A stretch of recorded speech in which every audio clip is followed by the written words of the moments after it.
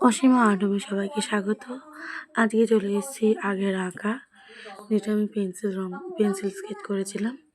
তো সেই আঁকাটা আমি আজকে রং করছি আমার জল রং দিয়ে।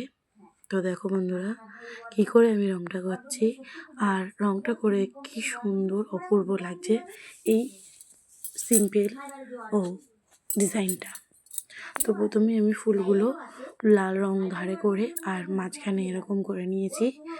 আপনারা চাইলে অন্য রঙও করতে পারেন ফুলের, কিন্তু লাল রংটা দিলে ফুলটা খুব সুন্দর লাগে, সেই জন্য আমি লাল রং করে নিয়েছি। সব ফুলগুলোতেই আমি লাল রং করে নেব।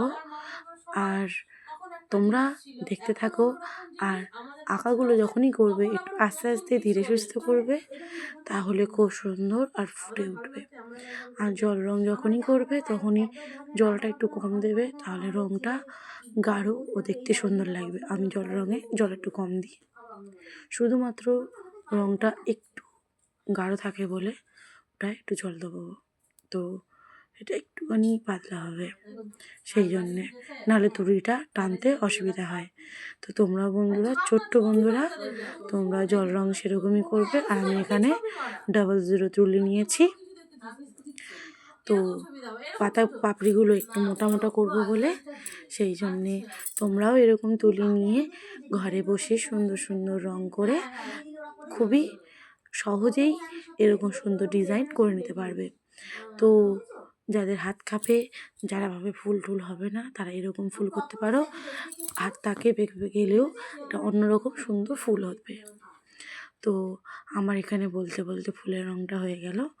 এখানে আমি লাল আর সবুজ দিয়ে শুধু ডিজাইনটা করেছি, তাতেই ডিজাইনটা খুবই সুন্দর লাগছে আমার কাছে।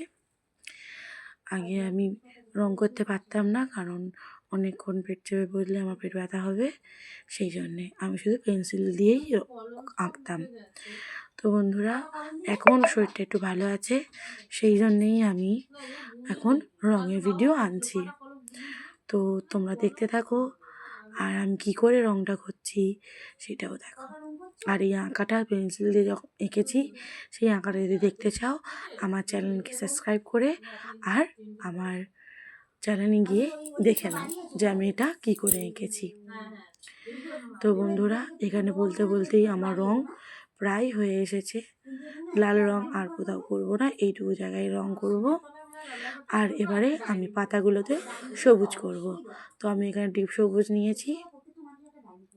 তো লাল রং আমার হয়ে গেছে, এবারে আমি করব সবুজ রং। তো এই দিকটা একটু বাকি ছিল, এইটাও আমি একটু লাল রং করে নিচ্ছি।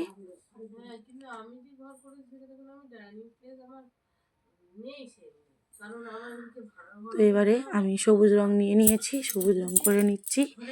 তো প্রথমে একটু জলটা একটু বেশি হয়ে গেছিলো, সেই জন্য পাতাটা এরকম হয়ে গেছে বলে এটা আমি পুরোটাই সবুজ করে নিলাম।